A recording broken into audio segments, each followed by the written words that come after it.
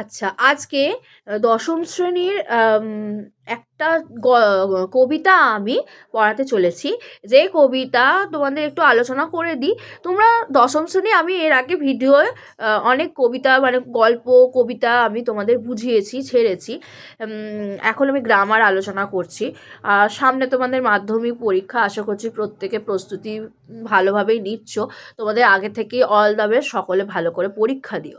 দেখো, অস্ত্রের বিরুদ্ধে গান, জয় গোস্বামীর লেখা এই কবিতাটি কিন্তু বা এই কবিতাটি বা এই কবিতা তোমাদের কিন্তু খুবই গুরুত্বপূর্ণ একটা কবিতা, যেখানে জয় গোস্বামী সম্পর্কে প্রথমে আমরা একটু জেনে নিতে পারি।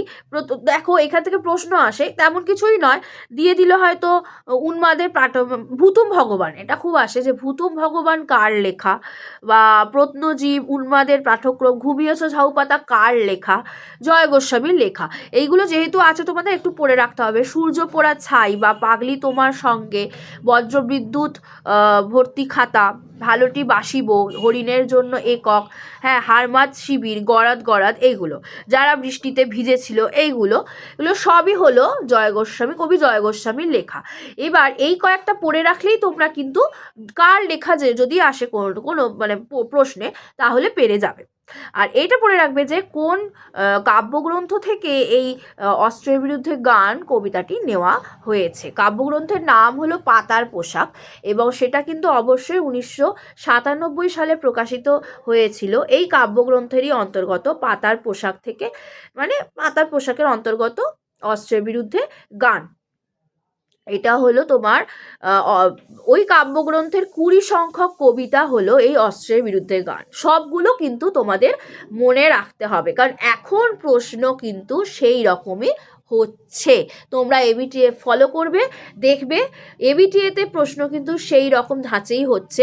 এমসিকিউ এর প্রশ্নগুলো কিন্তু খুব ভালো প্রশ্ন হচ্ছে, যেগুলো কবি জয় গোস্বামীর অস্ত্রের বিরুদ্ধে গান কোন কাব্যগ্রন্থের অন্তর্গত, কত সংখ্যক কবিতা, এমন কিন্তু প্রশ্ন চলে আসছে। কাব্যগ্রন্থ কিন্তু অবশ্যই মনে রাখবে। আচ্ছা দেখো, অস্ত্র ফেলো অস্ত্র রাখো পায়ে, আমি এখন হাজার হাতে পায়ে, এগিয়ে আসি উঠে দাঁড়াই, হাত নাড়িয়ে বুলেট তাড়াই, গানের বর্ম আজ পড়েছি গায়ে। গান তো জানি একটা একটা দুটো, আঁকড়ে ধরে সে খড়কুটো, রক্ত মুছি শুধু গানের গায়ে, মাথায় কত শকুন বা চিল, আমার শুধু একটা কোকিল, গান বাঁধবে সহস্র উপায়ে। অস্ত্র রাখো অস্ত্র ফেলো পায়ে, বর্ম খুলে দেখো আদুর গায়ে। আদুর অর্থে কিন্তু খোলা গা, হ্যাঁ, আদুর গায়ে, গান দাঁড়ালো ঋষি বালক, মাথায় গোঁজা ময়ূর পালক, তোমায় নিয়ে বেড়াবে গান নদীতে দেশ গায়ে, অস্ত্র ফেলো অস্ত্র রাখো গানের দুটি পায়ে। দেখো, অস্ত্র ফেলো অর্থাৎ এটা কিন্তু তোমাদের ধরো যুদ্ধ হচ্ছে, যুদ্ধের বাতাবরণে কবি লিখছেন যে অস্ত্র ফেলো অস্ত্র রাখো পায়ে, অস্ত্র ধরতে বারণ করছে, অস্ত্র করছেন যে অস্ত্র রাখো পায়ে, আমি এখন হাজার হাতে পায়ে, হ্যাঁ, হাজার হাজার হাতে পায়ে, এগিয়ে আসি উঠে দাঁড়াই, হাত নাড়িয়ে বুলেট তাড়াই, এগিয়ে আসছি হাত নাড়িয়ে বুলেট তাড়াচ্ছি, উঠে দাঁড়াচ্ছি, গানের বর্ম পড়েছি আজ গায়ে। দেখো, গান হচ্ছে সব যুদ্ধ বলো বিপ্লবের কিন্তু তলোয়ার, হ্যাঁ, গান হলো হাতিয়ার, তলোয়ার ঠিক নয়, ভুল বললাম, গান হলো হাতিয়ার, হ্যাঁ। তো গানের বর্ম, গান সবসময় হাতিয়ার হয়ে থাকে, গানের বর্ম অর্থাৎ কবি বলছেন সবসময় গানের মধ্যে থাকো, গান গাইলেই কিন্তু তুমি হাতিয়ারটা, সেই গান দিয়েই তুমি কিন্তু যুদ্ধ করতে পারবে। অস্ত্র ফেলো, এমনি যে তুমি সশস্ত্র অস্ত্র যেটা বলে অস্ত্র যেটা বলা থাকে, এই যেমন ধরো ধরো ছুরি বলে দিলাম, কারণ তলোয়ার তো আর আধুনিক যুগে তলোয়ার ধরে কেউ যুদ্ধ করতে যাচ্ছে না, আধুনিক যুগে ছুরি ধরে যুদ্ধ করবে, বা অন্য ধরো অন্য যে সমস্ত তোমার অস্ত্রগুলো আছে, বন্দুক, এই জাতীয়, তো সেই সমস্ত অস্ত্র ফেলো, ওগুলোকে রেখে দাও, ওগুলোকে দূরে সরাও, আমি এখন হাজার হাতে পায়ে, এগিয়ে আসি উঠে দাঁড়ায়, অর্থাৎ তিনি কিন্তু বলছেন যে যুদ্ধ ছাড়ো, যুদ্ধ ছাড়ো, হাত নাড়িয়ে বুলেট তাড়াই, গানের বর্ম আজ পড়েছি গায়ে, অর্থাৎ গান হলো আমাদের হাতিয়ার, সব থেকে বড় হাতিয়ার হলো গান। সেই বর্ম আমি গায়ে পড়েছি, যেটা আমি প্রতিরোধ করতে পারবো। তুমি কিছু বলতে এলেই, যেহেতু তিনি কবি, তুমি কিছু বলতে এলেই আমি কিন্তু প্রতিরোধ করব। গান তো জানি একটা দুটো, আঁকড়ে ধরে সে খড়কুটো, খড়কুটো ধরেই কিন্তু আমাদের মধ্যবিত্ত সমাজ বেঁচে আছে, অল্পতেই সন্তুষ্ট। আমার কিছু থাকুক না থাকুক, আমার অন্ন আছে, আমার অন্ন আছে, বাসস্থান আছে, একটা আশ্রয় আছে, মাথা গোঁজার আশ্রয় আছে, অন্ন খাদ্য বস্ত্র আছে আমার, ব্যাস তাতেই আমার চলবে, সেইটাই হলো আমার সুখ শান্তি, ওটাই আমার সুখ শান্তি, ওটাই আমার খড়কুটো। আঁকড়ে ধরেই আমরা বাঁচছি সেই খড়কুটোকে, বিশাল কিছু আমাদের দরকার নেই। গান তো জানি একটা দুটো, আঁকড়ে ধরে সে খড়কুটো, রক্ত মুছি শুধু গানের গায়ে। আমি আমার গানের গায়ে রক্ত মুছি, হাজার হাজার মানুষের রক্তপাত আমি দেখছি, কিন্তু আমি তো গান গাইছি, অর্থাৎ আমি গানের গায়ে আমি লিখছি, আমি একজন কবি, এবং কবি বলছেন যে গানের গায়ে আমি রক্ত মুছি, সেই গান দিয়ে আমি কিন্তু রক্ত মুছছি।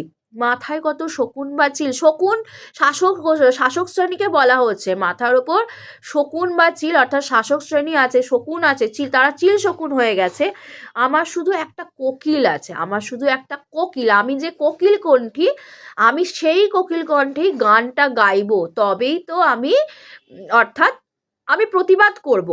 গান গাইছি, হ্যাঁ, প্রতিবাদের অর্থ বলেছে, গানের কথাও বলেছেন যে আমার শুধু একটা কোকিল গান বাঁধবে সহস্র উপায়ে, বিভিন্ন উপায়ে সে গান বাঁধবে। যখনই সমাজে যখনই কিছু একটা মানে বিশৃঙ্খল পরিস্থিতি আসবে, তখনই কিন্তু সেই কোকিল সহস্র উপায়ে গান গাইবে, সে কিন্তু তার উপায় খুঁজে বের করে নিয়ে গান গাইবে। অস্ত্র রাখো, অস্ত্র রাখো, ফেলো পায়ে, বর্ম খুলে দেখো আদুর গায়ে। এই বর্মটা খুলে ফেলো, এবার গান দিয়ে আমরা প্রতিরোধ করেছি, বর্ম খুলে ফেলো আদুর গায়ে দেখো, মানে খোলা গায়ে তুমি দেখো যে গান দাঁড়ালো ঋষি বালক, মাথায় গোজা ময়ূর পালক। প্রত্যেকটা ছেলে, হ্যাঁ, মাথায় মাথায় গুজে ময়ূর পালক মানে কৃষ্ণ ঠাকুর বলা হয়ে থাকে। তারা কি করবে? গান দাঁড়ালো ঋষি বালক, সে কিন্তু গান গাইছে, কারণ নতুন প্রজন্ম, তারা কিন্তু এই আন্দোলনে ঝাঁপিয়ে পড়ছে, বা নতুন বিপ্লবের জন্য তারা ঝাঁপিয়ে পড়ছে। মাথায় গোজা ময়ূর পালক তাদের প্রত্যেকের আছে। তোমায় নিয়ে বেড়াবে গান নদীতে দেশ গায়ে, তোমাকে নিয়ে গান বেড়াবে, গান তোমাকে নিয়ে বেড়াবে, নদীতে যাচ্ছে, যেখানে তুমি যাও না কেন সব জায়গায় সেই কথাই প্রচারিত হবে, সেই তোমাদের যে নতুন যে প্রজন্ম তাদের কথাই প্রচারিত হবে, এবং তাদেরই যে আন্দোলন বা তাদের যে যুদ্ধ তারা যেভাবে করছে সেইটাই তোমার গানটাই কিন্তু সেখানে যাবে, নদীতে যাবে, দেশ গায়ে বলতে বিভিন্ন জায়গায় যাওয়ার কথা বলা হয়েছে।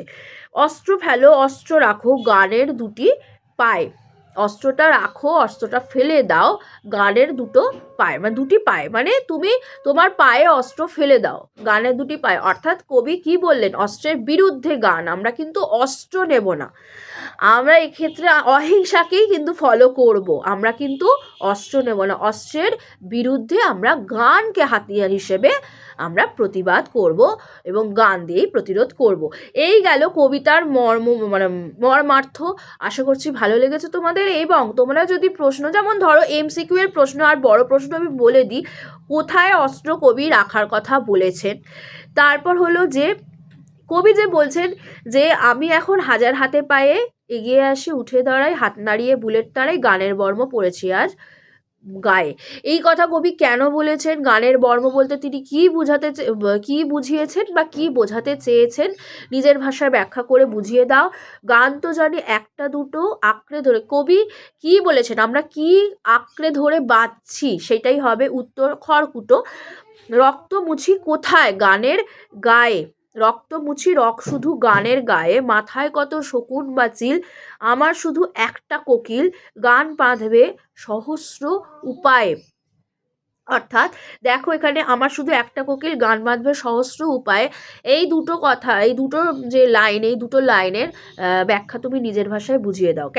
কেন কবি বলছেন তার একটা কোকিলই আছে, তার শুধু একটা কোকিলই আছে, এবং সে কেন সহস্র উপায়ে গানটা বাঁধবে, এটা বলতে হবে। যে কোকিল আছে সে প্রতিবাদের কণ্ঠধ্বনি, মানে কণ্ঠে সে মানে প্রতিবাদের কণ্ঠ উঠছে, এবং সেই কোকিল গান বাঁধছে, বিভিন্ন উপায়ে সে প্রতিবাদ করছে, সেই উপায় খুঁজে নিচ্ছে, কারণ মানুষ প্রতিবাদ ছাড়া থাকতে পারবে না এবং সে করবেই প্রতিবাদ, এমনই একটা ব্যাপার যে সে প্রতিবাদ করবেই, এই ব্যাপার। অস্ত্র রাখো অস্ত্র ফেলো পায়ে, বর্ম খুলে দেখো আদুর গায়ে, গান দাঁড়ালো ঋষি বালক, মাথায় গোজা ময়ূর পালক, তোমায় নিয়ে বেড়াবে গান নদীতে দেশ গায়। তোমায় নিয়ে গান কোথায় বেড়ানোর কথা বলা হয়েছে? নদীতে দেশ গায়, এইগুলো থাকে, নদীতে পাড়া গায়ে, নদীতে দেশ গায়, এইরকম অপশনগুলো থাকবে। সুতরাং ভালো করে পড়বে, কবিতাটা ভালো করে পড়লেই তোমরা পারবে। অস্ত্র ফেলো অস্ত্র রাখো গানের দুটি পায়ে, এই লাইনের ব্যাখ্যা বা তাৎপর্য নিজের ভাষায় বুঝিয়ে দাও। অর্থাৎ অস্ত্র ফেলে দেওয়ার কথা কবি বলেছেন গানের দুটি পায়ে। কি বলতে বলতে কবি কি বুঝিয়েছেন সেটা তোমাদের নিজেকে লিখতে হবে। আমি মর্মার্থ ব্যাখ্যা করে দিয়েছি, তোমরা এবার লিখবে। যদি কোথাও অসুবিধা থাকে আমাকে কমেন্টে জানাবে। যদি নোটসের প্রয়োজন পড়ে আমাকে অবশ্যই আমার সাথে যোগাযোগ করবে। আমার ডেসক্রিপশন বক্সে কিন্তু আমার ফোন নাম্বার দেওয়া আছে, আমার সাথে যোগাযোগ করে নিও। আজকে এই পর্যন্তই, ধন্যবাদ।